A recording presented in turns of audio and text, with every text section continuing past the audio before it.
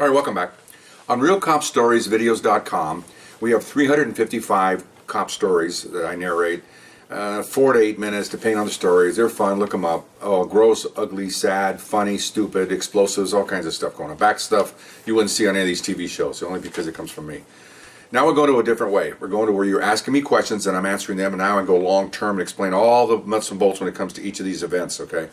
And if you want to send me a question, email me at rsbcopstories@gmail.com, and I'll put them on tape, or if you really want an answer, I'll answer you. Just it's cop stuff, okay? Okay, so here's the next question that came in. What was your involvement in the 1984 Olympics? Okay, a couple of friends of ours brought that up, and it's a good question. And here's your find. We had the Olympics, and they had several villages all over the place. Of UCLA, they had one down by the SC, and all over the place. Okay, it's a massive undertaking. Obviously, you see TV; it's millions and millions of dollars, billions of dollars to do this. And I'm tell you what our little involvement is. Okay, because all these now multiply this little involvement by about probably 150 different entities doing this same thing. Okay. We patrolled, we were working gangs, but this gang unit was not my old gang unit in suits. This was in uniforms. And we have, every given night, we had like maybe 7 or 8, depending on who's off, 2-person units. And we did gangs. Well, now that the Olympics are here, the gangs were stepped up a little bit to keep them away from, and it sounds almost unconstitutional, but we do it anyway, keep them away from some of these places. And our area was Westwood Village, and they did not want them in there because they didn't want an incident, they didn't want gang activity. They got a lot of foreigners coming into this country, lots, tons, thousands of them. And so it's not a good thing to see them come into either the SC area or UCLA area and then get robbed or whatever the gang members like to do. So priority was to keep them out of there. And we did. Some of it was, I won't say illegal, but we would not normally stop these guys from driving around, but we see them, we'd stop them and just tell them for the next 2 weeks, we don't want you in here. So you can't do that, obviously, but we did. It's the way it is. We're told to give an mission, and we're just going to talk to them nicely and we basically tell them that, that we have the Olympics. We don't want you around here, but if you can come by if you want, but every time we see you, we're going to stop you. That would pretty much tell me, I think I'll just stay away for a while, but they're stupid.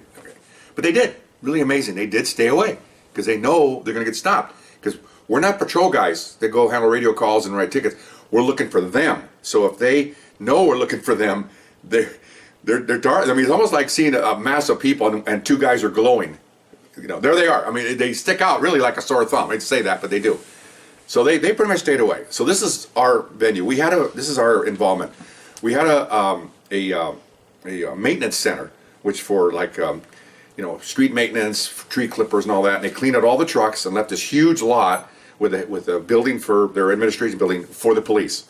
We had one gate on the main street, one gate where all of us came in and out of. That had to be manned by people, and then this inside must have had probably a couple of 100 cops in there. Okay, cars over here, cars over there, and parking control. I mean, it's a command post. But usually during each shift, there's nobody in there because they're all out. You watch some of these cop stories, getting on the sidetrack here. NYPD and all this stuff, and you go in their offices and everybody's in there. Crooks are sitting down at desks, and well, maybe that's the way maybe that's the way it is in New York, but out here, it's a successful police department because you go in their offices, there's nobody in there. Everybody's working.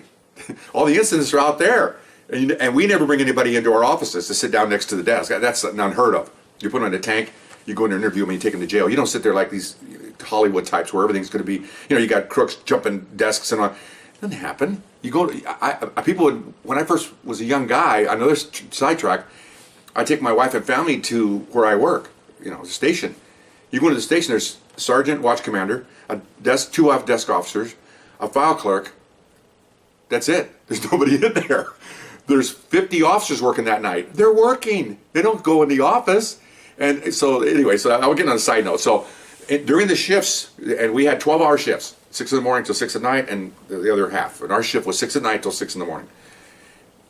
Once you get your roll call, once you decide get your assignments, the place is not empty, but it's, instead of having a couple 100 guys in there, you got maybe 20. And then of course all night you had people coming and going because they had food trucks in there. They bring in boxed lunches. You had to feed everybody. Guys that couldn't use public toilets, sometimes they were hard to get in. You didn't want to go in public toilets in uniform because then you worry about you have to cover your partner. hey, partner, I gotta go pee, cover me, because you don't know what's gonna happen in a restaurant. They see officers in there, they could assault you and hurt you. So guys go back there to go to the bathroom. We have lady officers. I work with one. You got to be careful with them because they're not they're more vulnerable than guys, but it's just a boy girl thing. You want to take care of your partner. She's a female, and it's just a man thing to take care of them. Too bad. I'm sorry. I'm a sexist. Okay. Anyway, so that's where we start to work from. Okay, and of course we had some of our job during those 2 weeks was to man the gates here to make sure nobody that was bad got in there because we were afraid. They were afraid of an incident, a terrorist or attack or whatever you want to call it. So that's our headquarters. That's our where we're at, and from there we go out. Now, my assignment, well, the first assignment was the first couple days, nights, was to walk footbeats in Westwood Village. Partner and I just walk around uniform, just say hi to everybody, keep the peace, report anything unusual activity. They had other gang officers along with patrol officers, were patrolling for anything that might come up. Okay, and of course our gang guys, half our guys were on foot and half the guys were in cars, and we're communicating with each other looking for gang members. And there was gang members that went in there. And they're looking for the see what's going on, what's happening, because it is happening. I mean, all the stores are open. They're open till like 2 in the morning. The cafes and the restaurants and the theaters, and thousands of people are there, and it's what's happening. And gang members want to go see what's happening too, and that's fine. We didn't have a problem with that, but we also, our job is to watch them. So without violating their rights, we'd see 2 or 3 walking down the street, and the footbeat guys would just follow them. That's what we did. We just follow them the whole time. They go over here, we follow them. They go to a cafe, we stand outside watching them. Because they're the ones who are going to commit crimes. Okay, sorry, that's what it's going to be. And if we see something we can search them for, we'll take it. We're not going to legally search them, but if we see something, we're going to do it. We're going to do it. And it doesn't take much. Walk against the red light, oh man, they're going to get detained big time. Just any reason just to detain them and get them out of there because we don't want an incident. We don't want shootings and all this stuff that happens every day this particular time.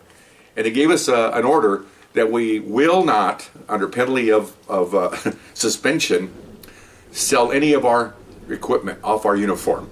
And when they gave us this notice, we're kind of going, what? And sure enough, man, you're out there, you got somebody from Norway, or whatever, Europe, Germany, you want to take your picture with them, which is fine, they want to be with, best police department in the world, and pictures and stuff. We had all our stuff shined, our buttons were little police buttons, pockets and top, and we had our badge and everything. And they go, oh, it's really pretty, thank you. And how much for your badge? And I mean, the first day I'm on footbeat, they're at, what about my badge? Okay. Okay. You probably, I'm not going to say guys didn't do that. Maybe they did. Then after it's over, oh, I lost my badge. Okay, right, fine, that's going to work out. But anyway, they were offering, $500-600 for the badge because they wanted this badge. The badge is any municipal police department. I'm not going to say just us. Valuable thing to get an officer's badge. I mean, come on, and I don't think they're going to use it for bad stuff, but they just want it, And so, I had a really good-looking partner with me, a good-looking guy, and he was a football player in Nebraska. I mean, but he didn't do enforcement very well, but he was very good-looking, and so the gals were asking for parts of his equipment, and I could hear them, and they were actually hinting that they would earn it. Okay.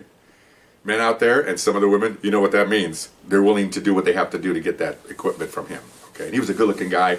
He had a couple of kids and everything else, but he says, no, that's okay, because I can hear him. They said everything but, the right words. They implied it. Didn't take much to figure that out. Okay, so that was pretty funny. Okay, so we walk along, because that's what we talk about the rest of the night, and of course I'm the ugly half. I know nobody ever offers me that, so it's pretty good. So anyway, that was our assignments back and forth. Okay. Really exciting stuff. Now, here's really exciting stuff, okay? They had intelligence from a lot of agencies coming in, FBI, CIA, not CIA, but FBI and federal units and DEA, of possible threats, not confirmed, but they had reason to believe that things could happen all over these venues, okay? Since when the Israeli athletes were killed, and back in the day in the 70s, and they were picked up by crazy people and transported in helicopters, and they're all assassinated. They really concerned about safety, and so so this is what they came up with. They thought, okay, we worked at UCLA. Above UCLA, in the hills, is a huge reservoir up there. Okay, huge. It's probably 3 miles across. I don't know how many. Anyway, it's big. They thought that they had heard that one of the plans was to go up there and blow up the pipes. And flood the village, Village, meaning Westwood Village had a lot of venues in there. They had a lot of people staying there, the athletes, and of course the whole town that's down there, the Westwood Village area. So we were tasked to guard that. So unfortunately we have a 12-hour shift. So for 6 hours each time. So the first unit, we did this one. I did this twice during that 2 weeks. You get your box lunch, ham sandwich, an apple, and a cookie. Woo! Slow down now, easy. That's all right. It's free. What are you gonna do? Okay. And you paid for it. You probably they probably charge you $20 a box for this thing. We could have got it at at Vaughn's for $6.50 with a drink included. But anyway, so not that the government would not know how to handle food like this. They don't know how to do all that. Of course, they wouldn't waste anything. So you get your box lunch, and you drive up there with your supervisor, and he'd open the gates, drive in, lock you in. We had keys, but they would lock you in. He'd had a key, we had a key. And then they had a huge, you go up, they had an administrative building, and then behind it they had a huge, like 3-story, I don't know what's in there, it's kind of pumping stations, and I mean, it's a pretty good complex, it's like a block houses, okay? Well, before I get into this, we have to run out of tape, so I'll come back and look for part 2 of this, of our 1984 Olympics stuff. Bye-bye.